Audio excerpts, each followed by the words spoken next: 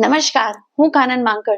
મિત્રો, આજે આપણે વાત કરીશું એક એવી વસ્તુ વિશે જે કદમાં ખૂબ નાની છે પરંતુ ફાયદાઓ ખૂબ મોટા છે, જે છે અળસી, જેને ઇંગ્લિશમાં આપણે ફ્લેક્સીસ તરીકે પણ ઓળખીએ છીએ.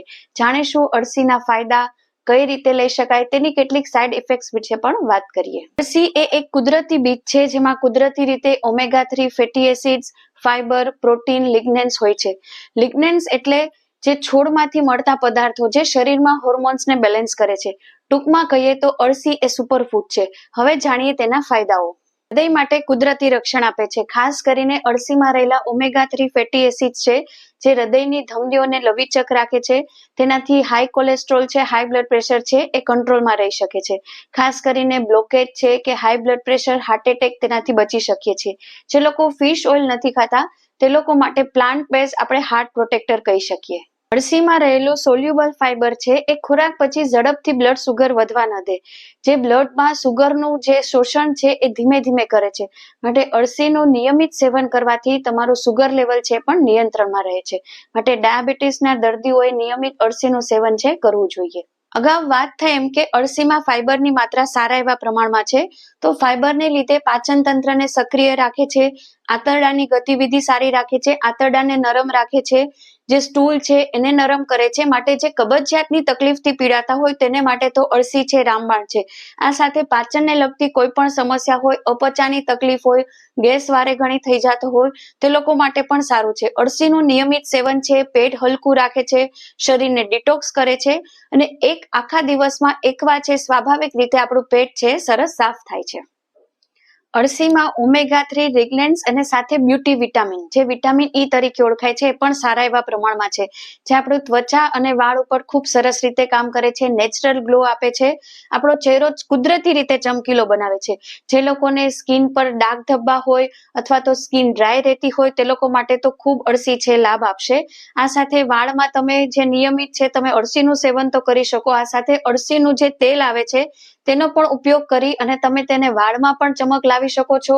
વાળની ક્વોલિટી અને ક્વોન્ટિટી બેમાં સરસ રીતે તમને અસર કરે છે. આ સાથે જે લોકોને ડ્રાય આઈઝની સમસ્યા હોય અથવા તો દ્રષ્ટિ છે થોડી ધૂંધળી થઈ ગઈ હોય તે લોકો માટે પણ અળસી છે રામબાણ છે. અળસી છે એ મહિલા માટે તો સુપરફૂડ છે, જે હોર્મોન્સને બેલેન્સ રાખવામાં મદદ કરે છે. જેનાથી પીસીઓડી, પીસીઓએસની તકલીફ હોય, અનિયમિત પીરિયડ્સની તકલીફ હોય અથવા તો મેનોપોઝલ લક્ષણો દેખાતા હોય તેમાં પણ ઘણે ખરે અંશે રાહત આપે છે. તો હોર્મોનલ જ્યારે ફેરફાર થાય છે ત્યારે તમને અળસી છે કુદરતી રીતે સપોર્ટ કરે છે. અને અગાઉ વાત કરી એમ કે તેમાં ફાઇબરની માત્રા સારા એવા પ્રમાણમાં છે. તો જ્યારે તમે અળસીનું સેવન કરશો ત્યારે તમને ફૂલનેસ ફીલ કરશો. કે જે લોકોને વજન ઘટાડવું છે તો તમને લાંબા સમય સુધી ભૂખ નથી લાગતી તો મહિલાઓએ તો નિયમિત છે અળસીનું સેવન છે કરવું જોઈએ. અળસીમાં રહેલું ઓમેગા-3 ફેટી એસિડ્સ છે જે મગજના સેલ્સને પોષણ આપે છે. ખાસ કરીને યાદશક્તિ વધારવા, એકાગ્રતા વધારવા અથવા તો આપણા મૂડને સુધારે છે. ઘણે ખરે અંશે આપણે સ્ટ્રેસ લેવલને ઘટાડે છે. ઓવરઓલ જોઈએ તો આપણા મનને પણ શાંત કરે છે. અત્યારે આપણે ખાસ કરીને જોઈએ છીએ કે નાની નાની ઉંમરમાં સાંધાના દુખાવા આવી ગયા છે. તો આ સમયે તમને અળસીનું સેવન છે લાભદાયી નીવડશે.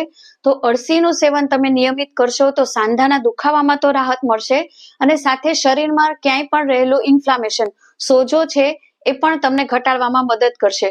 તો જે લોકોની ઉંમર છે, ઉંમર થતા શરીરમાં ઘસારો આવે છે, સાંધાનો દુખાવો થાય છે તે લોકોએ તમારી તાસીર પ્રમાણે અળસીનું સેવન છે નિયમિત કરવું જ જોઈએ. અળસી છે એની તાસીર છે ગરમ છે, તો ખાસ કરીને શિયાળામાં તમે તેનો ઉપયોગ છે વધુ કરી શકો. તાવ, શરદી, ઉધરસ છે, ઇન્ફેક્શનથી બચવું હોય અથવા તો દમ, અસ્થમાની તકલીફ હોય, કફને લગતા કોઈ રોગ હોય તેમાં અળસી છે ખૂબ લાભદાયી છે. નાનકડું બીજ છે એ આપણા શરીરના દરેક અવયવ ઉપર હકારાત્મક રીતે કામ કરે છે. હૃદય, ફેફસા, મગજ, પેટ બધા જ ઉપર. પરંતુ આ ફાયદાઓ આપણને સારી રીતે, સાચી રીતે મળે તેના માટે જાણવું ખૂબ જરૂરી છે કે તેને સેવન છે કઈ રીતે કરવું જોઈએ, અળસી છે કઈ રીતે ખાવી. તો અળસીના બીજ છે તેને શેકીને જ તેનું સેવન કરવામાં આવે છે. જો તમે શેક્યા વગર લેશો તો તમારું પેટ છે પૂરી રીતે પચાવી નહીં શકે અને ફાયદાઓ મળવાની બદલે તમને નુકસાન થશે. તો તમે શેકી અને તમે તેનો આખા બીજ રીતે પણ ઉપયોગ કરી શકો, અથવા તો શેકી તેનો ભૂકો કરી નાખવાનો અને તમે ડબ્બામાં ભરી અને કોઈ પણ રીતે ઉપયોગ કરી શકો. ઘણા લોકોને અળસી છે ભાવતી નથી, સ્વાદ નથી પસંદ આવતો, તો તમારે ફાયદાઓ જોતા હોય તો દાળ શાકના વઘારમાં છે, રોટલી કરો છો તેમાં છે, મુઠિયા બનાવો છો તેમાં પણ કરી શકો. સ્વાદ ભાવે છે તો નિયમિત તમે ઉપયોગમાં લઈ શકો છો.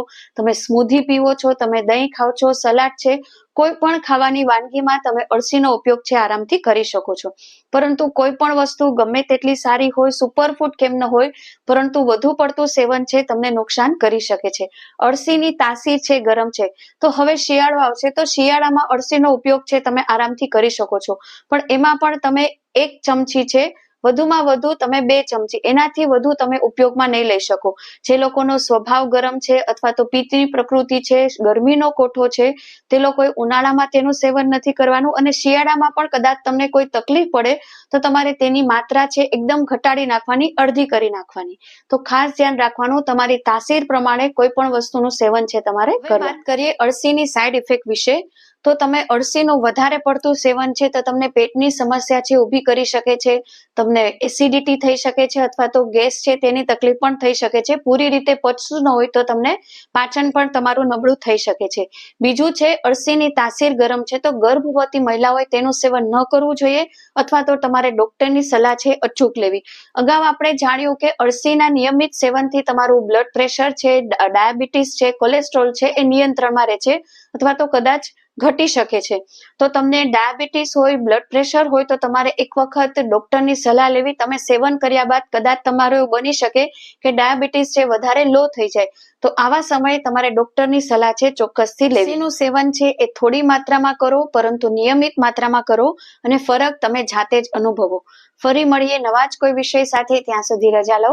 નમસ્કાર.